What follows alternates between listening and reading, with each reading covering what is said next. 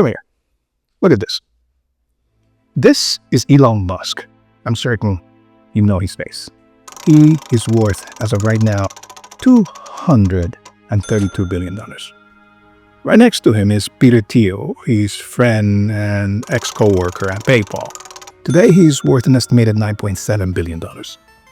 Next to him is David Sachs, also another member of the PayPal mafia, who, as of right now, is worth anywhere between $2 to $2.6 billion. And last but not least is Roelof Botha, who is worth around at least $425 million. What do all these men have in common? Elon Musk. What does Elon Musk believe? Imagine a world where every single post could ripple through the global economy. A world where digital currencies and social media collide, reshaping the way we think about power and money.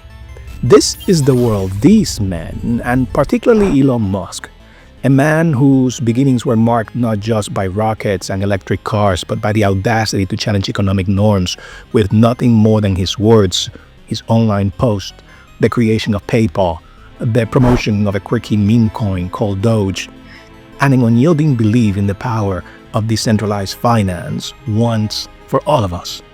But behind this facade, the trapping of a quirky billionaire, lies something many people don't fully understand. A concerted plan, a vision, if you will, for a new world order that will bring about the rise of the sovereign individual. An individual powerful enough to challenge nations, sink economies, and reshape the world's paradigm in a way that leaves power, real power, unlike the world has ever seen before, in the hands of a few techno-oligarchs. These people are all progressive Democrats. They're all globalists. They're all oligarchs, and they're feudalists because they don't really believe in the democratic process, okay? These guys are all the wealthiest guys in the world. They're quite dangerous. In the mid-1990s, as the internet began tearing down traditional barriers, a group of brilliant, rebellious entrepreneurs gathered with a shared vision. These pioneers, later dubbed the PayPal Mafia, saw the digital age as an opportunity for individuals to reclaim power from outdated institutions. They were not merely focused on revolutionizing online payments. They were determined to reshape the very fabric of economic and social power. From these humble beginnings emerged companies that would go on to define Silicon Valley: LinkedIn, Palantir, Yelp, Yammer, Kiva, Affirm, and even platforms like YouTube. Their influence extended beyond startups. They became the financial backbone of the tech world through investment vehicles such as Founders Fund, White Ventures, 500 Global, and Clarion Capital. Names like Peter Thiel, Max Levchin, Steve Chen, David Sachs, Reid Hoffman, Dave McClure, and Jack Selby became synonymous with this disruptive spirit. Central to this ideology was a book that seemed at the time almost prophetic, The Sovereign Individual. In its pages, authors James Dale Davidson and Lord William Rees-Mogg, yes, an English lord, argued that technology would dismantle the old state-based systems, paving the way for individuals to gain unprecedented autonomy. For Musk and his colleagues, these ideas were more than theoretical musings. They were a call to action. They saw an opportunity to build a future where innovation wasn't shackled by government bureaucracy or legacy financial systems. These guys come with a Silicon Valley attitude of break things and do it fast. Fast forward to the late 1990s, when the digital revolution was in full swing. At the heart of this transformation was PayPal, a platform born out of a desire to simplify and secure the flow of money online. Behind PayPal's success were those same mavericks whose belief in the sovereign individual had been equally simmering. Elon Musk, along with other key figures like Peter Thiel and Reid Hoffman, was driven by the conviction that technology could liberate people from the confines of traditional economic structures. This was at least a decade before the creation of Bitcoin by Satoshi Nakamoto and his famous papers challenging the foundation of the world's economic systems. For these group of individuals, in boardrooms and in late-night coding sessions alike, discussions weren't just about profit margins and market share. They were debates about freedom, privacy, and decentralization. The PayPal Mafia wasn't just building a company. They were laying down the groundwork for a new economic order. Their ideas resonated with the central thesis of the sovereign individual, that as technology eroded the barriers to communication and commerce, individuals would be empowered to act independently of archaic state structures. For Musk, these early experiments at PayPal weren't just a chapter in his career. They were the crucible in which his vision for the future was forged. His subsequent ventures, from Tesla to SpaceX, would reflect the same belief in challenging conventional wisdoms and reimagining how power is distributed in society. Is that there are two kinds of companies in this world. There are companies that are competitive and there are companies that have monopolies. If you're a one-of-a-kind company, a happy company that's doing something different, you are a monopoly. Most people believe that capitalism and competition are synonyms, and I believe capitalism and competition are antonyms. The influence of the sovereign individual on the PayPal mafia is seen in the bold, sometimes audacious strategies that these entrepreneurs have employed and still employ today. They believe that technology could and should be used to dismantle the centralized power of governments and traditional financial institutions. For Musk, these meant not only redesigning electric cars, envisioning reusable rockets and placing satellites in space for Starlink, but also championing a future where individuals could operate outside the confines of outdated regulatory systems. His ventures echo those early debates about sovereignty and individual empowerment. Look at Starlink and the war in Ukraine, for example. In 2022, Russia invaded Ukraine and started attacking Ukrainian infrastructure. But Ukrainians proved to be more technologically savvy and started using Musk's Starlink system to geo-organize the war. But once dependent on his technology, Musk started making several pronouncements and demands that were a bit worrisome. Articles such as Elon Musk says he withheld Starlink over Crimea to avoid escalation, published by the BBC on September 8, 2023, or Elon Musk's refusal to have Starlink support Ukraine attacking Crimea, raise questions for the Pentagon, published by the AP on September 11, 2023, highlight the amount of power one of his companies now amass and his willingness to challenge the sovereignty of a nation-state and the will of its people for his own personal fancy and opinion. A sovereign individual. That article continued by others in publications such as the Wall Street Journal on February 15, 2024, stating that Russia was already using thousands of Musk's Starlink systems in the war, according to a Ukrainian general. Musk's journey highlights that radical ideas can reshape industries, and that the fight for individual autonomy isn't just a philosophical debate for him. It's the blueprint he follows for the future. But how do James Dale Davidson and Lord William Rees-Mogg define the rise of the sovereign individual? And what will happen to the rest of humanity in this new world order? Number one, in their book, they describe the fall of the concept of the nation-state, the destruction of the present world order, the fall of countries like America, China, and Russia, and the devolution of society into technological anarchy where the techno-oligarchs reign supreme as governments lose their grip on controlling information, managing economies, and lose their ability to tax, regulate, and enforce laws. But here's the key. Those powers don't necessarily go away. They diminish in a centralized form, but they are redistributed and transferred to the cyber fiefdoms controlled by these techno-oligarchs and the minor states that have been able to profit from the collapse of centralized power.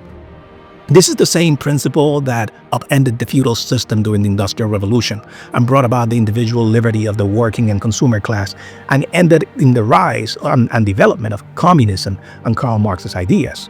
And although the outcome has been somewhat good and positive because it's giving us the present informational age and the rise of democracy in the postmodern world, the path was marked by riots, massacres, protests at the hands of the proletariat working masses, 2 world wars, and a massive Cold War, the ramifications of which are still being felt today. In other words, chaos, uncontrolled, unpredictable chaos and anarchy. All right, this is getting serious. Oh my goodness. Protect our country and our Constitution. Giving states a chance to certify a corrected set of facts, not the fraudulent or inaccurate ones which they were asked to previously certify. The book predicts a future where governance becomes more about service provision to a mobile and digitally connected populace rather than territorial control. As people increasingly operate on a global scale, national borders may become less relevant in determining economic and social relationships. For this, just look at the current rise in visa paradises where the rich and entrepreneurial classes can buy citizenships, or the investments by Silicon Valley billionaires in New Zealand where they are building massive bunkers just in case the world enters a new world war. But how do they plan to bring about the rise of this new world order? We will have a 75% reduction in the number of federal bureaucrats. We will shut down government agencies that should not exist. These are seismic changes. These are big changes that the next president can deliver without asking Congress for permission or for forgiveness. The current actions of Elon Musk with the creation of DOGE, the agency, the destruction of USAID, the calls to buy out CIA contracts, the firing and laying off of entire government agencies, the calls of individuals like Vivek Ramaswamy to dismantle the FBI and its so-called managerial bureaucratic deep state, which includes the Department of Education, the CDC, the IRS, the ATF, among others, must be observed through the prism of these beliefs to fully comprehend the endgame Musk and his friends have in mind. For centuries, in the quiet corridors of power, nation-states reigned supreme, crafting borders, enforcing laws, and controlling the flow of money and ideas. But as the digital revolution takes root, the old world order has started to crack. In our age, the information age, the internet, cryptocurrencies and decentralized networks have begun to undermine the centralized authority that the nation-states once wielded with impunity. Unlike traditional titans of industry, Musk's battleground hasn't been the boardrooms of Tesla and SpaceX or his many other factories. As of late, it has been the realm of ideas, social media posts, and technology. His ventures from Tesla and SpaceX are not just businesses, they are statements about his vision for the future. They promote the notion of an individual who is beyond borders, beyond regulations, and even beyond the notion of countries itself. Visualize a chessboard where every piece represents an element of the old and the new world orders. On one side, the modern nation-state steeped in bureaucracy, regulation, and centuries of tradition. On the other side, a rising force of decentralized innovation and entrepreneurial spirit, with Elon at its forefront. Despite their seemingly disconnection, Musk's strategies have always been unconventional yet premeditated. Through his provocative tweets and posts on X, he steers markets, challenges regulators, and pushes the boundaries of what was considered acceptable. His decisions serve as a symbolic move on a grand chessboard where every piece represents an element of the nation-state and the old world order with its bureaucracies, regulations, and century-old traditions such as the Constitution, pitted against the rising force of decentralized innovation and the entrepreneurial spirit of the information age. Each tweet, each bold project is a challenge, a dare to the entrenched powers to either adapt or be swept aside. And now that he is entrenched in the fabric of the US government, every move he makes is going to be directed towards that end. Behind the scenes of the US government, a battle of ideologies is unfolding. On one hand, you have government officials desperately trying to maintain control in an era where technology has rendered traditional tools of power less effective. On the other hand, you have Musk and the proponents of an anarchic, unregulated world order arguing that true freedom requires the dismantling of centralized control. But what is the alternative they offer? They present the dismantling of 250 years of the most successful experiment in human democracy, yet they are the ones controlling the gates. They are the robber barons of the 1900s and offer no alternative other than a motto: break things quickly. Musk isn't just playing for profit. He's playing for a future where individual empowerment trumps state dominance. But who are the individuals who end up really being empowered? Is it everyone? It doesn't seem likely. Just the sovereign individuals who reach escape velocity and are able to withstand and rise above the chaos that ensues, the so-called techno-oligarchs. One of the best examples of these principles at work was his takeover of Twitter. Most of the world just saw it as an eccentric billionaire investing on another expensive passion project. However, Twitter was a platform that had traditionally been subject to governmental pressure and regulatory oversight to keep down extreme views disagreeable to most of the modern world. Musk's acquisition and subsequent restructuring of Twitter into X signal a push for a more open, less controlled flow of information, something laudable. But a flow of information that is open now to far-right and far-left extremist groups. This is also a platform he uses to undermine federal regulation of his companies, undermine the rules of trade and investment. Take, for example, his tweet on the performance of Tesla stock and his consideration to take the stock private at the price of $420. He said at the moment that he had financing secure, a complete violation of the rules of the SEC. But he hasn't been only satisfied with that. He has even challenged governments. Take, for example, when he challenged Great Britain, or when he intervened in support of the AfD in Germany, hosting interviews for the party leader on his platform X. Now, I must add, the AfD has been considered by many a far-right political party, and sometimes they have been mentioned with the Nazi party. So, was this a mistake? I don't know. I'm not going to pass judgment on him, but it's a move that should not be seen in isolation of his personal history. What I don't know is that his moves mirror the sovereign individual's prediction that the information age and its digital information channels will diminish the power of centralized authorities. And as so, he has found the right time and opportunity to make those prophecies come true and precipitate the decline of the current world order. Furthermore, these moves encapsulate the belief in a world where the stakes and the tasks that nation-states trade in, their powers of taxation, law, and their monopoly on violence, will soon be privatized and regulated to private companies such as the ones led by Musk, where monopolies will be generated and the techno-oligarchs ruling them perpetuate themselves in the shadows of power. Ideas have consequences. If you go back and your audience looks at the confirmation hearings, Marco Rubio is laying out the end of the post-war international rules-based order. Pete Hegseth is talking about a revolution in military affairs. Russ Vought and really Scott Besson are talking about a new economic model for the United States based on external revenue.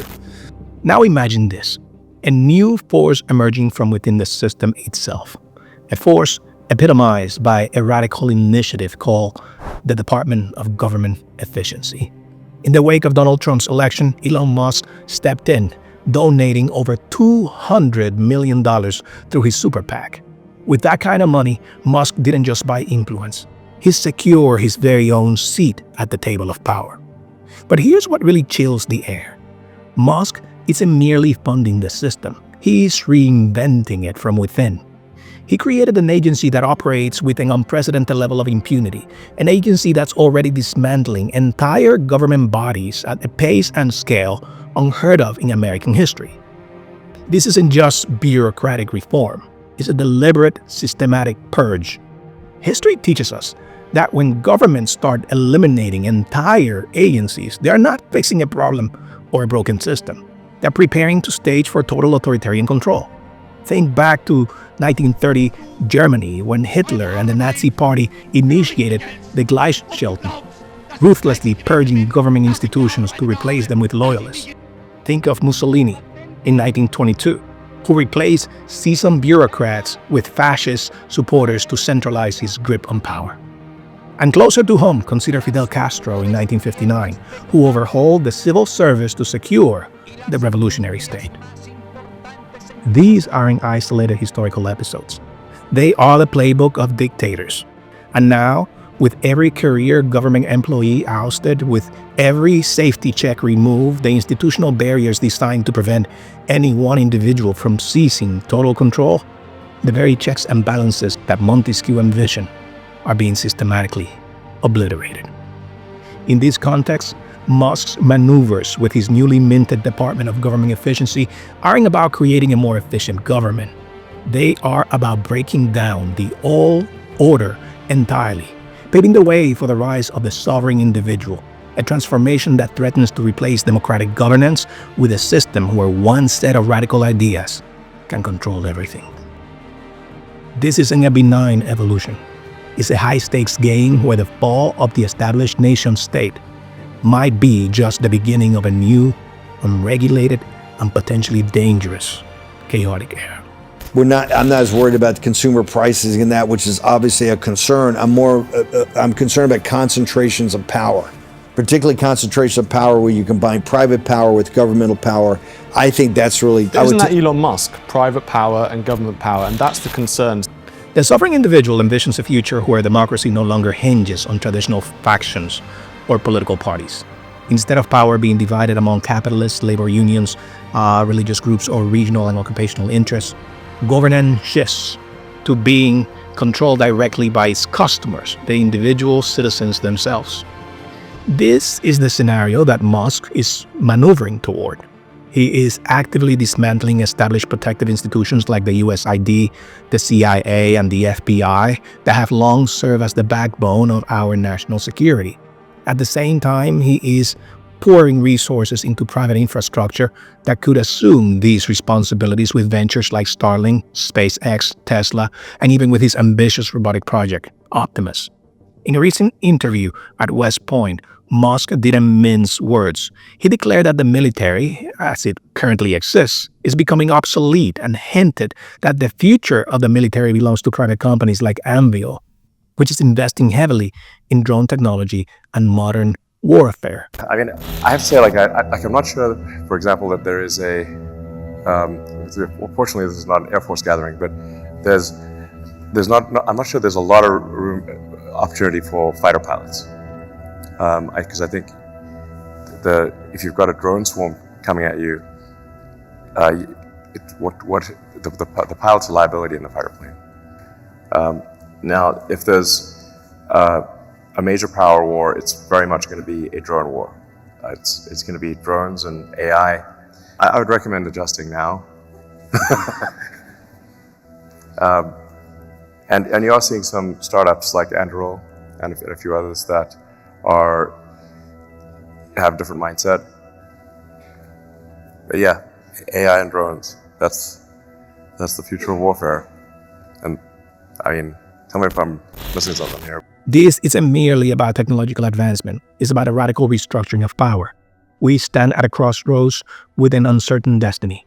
Musk's actions signal a blueprint that, while innovative, echo historical patterns seen time and time again, where centralized power is subverted and the traditional checks and balances of democratic society are dismantled. The fear is that this shift will lead not to a more efficient or enlightened society, but to a world where the sovereign individual rises at the expense of a structure-balanced government, leaving us with a governance system dictated by market forces and private interests rather than by democratic ideals. Cracks are already emerging in the MAGA movement as a result of this. The MAGA movement and individuals like Steve Bannon look to create a Republican centralized government that is under the control of their ideologies, while Musk and his philosophies working to dismantle such government. In the end, these ideologies are diametrically opposed and self-canceling. And Bannon is in the outs, while Musk is very much in. Watching the dots connect today, as we witness these seismic shifts in political power, it's crucial to pay attention to the dots connecting Musk's threats, his ideological alignments, and his transformative vision for society. This is not merely a story of technology disrupting markets. It's a narrative about reimagining the very essence of governance. The rise of the sovereign individual, as embodied by figures like Musk, challenges us to reconsider what it means to be free and what we are willing to risk to redefine power in the 21st century.